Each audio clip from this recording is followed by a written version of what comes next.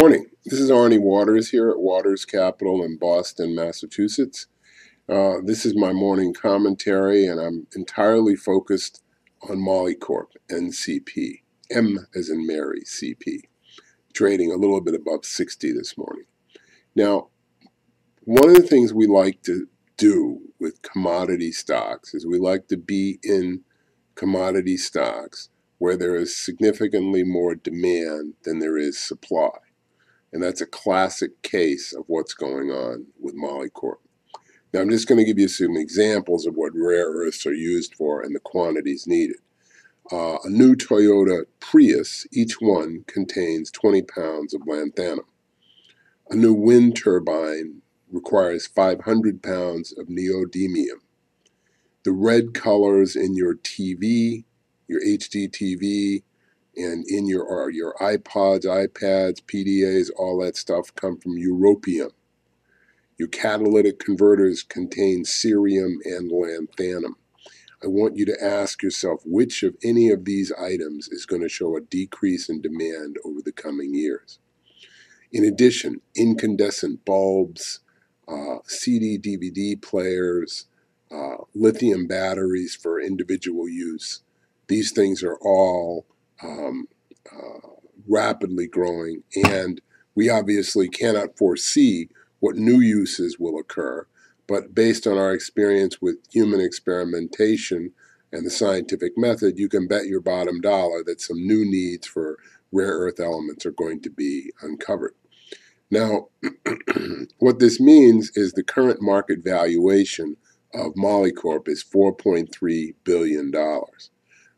And that's on revenue of $380 million.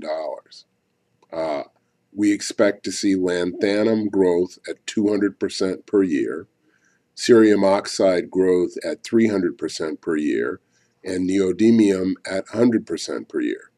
Now, some people say that because Grace Corp, GRA, has bought Molycorp's supply, that Molycorp's revenue is in effect capped.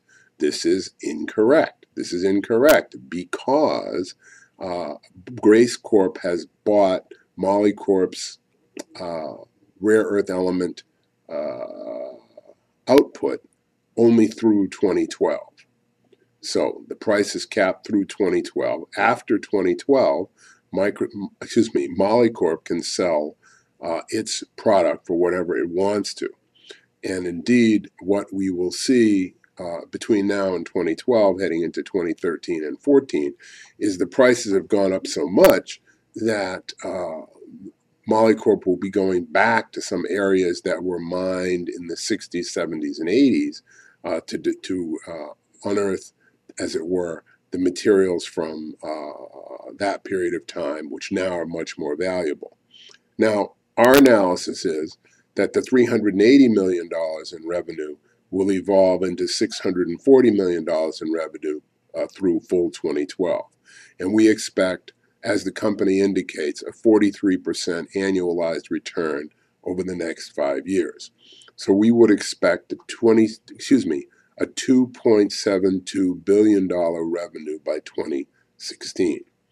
As I indicated at the beginning, all of the technologies that need rare earth elements are growing, and the structural difficulties is not in finding rare earth elements. They're everywhere, but as it were. But the problem is finding them in sufficient quantities that it's worth to mine them. And so that's the real advantage Molycorp has.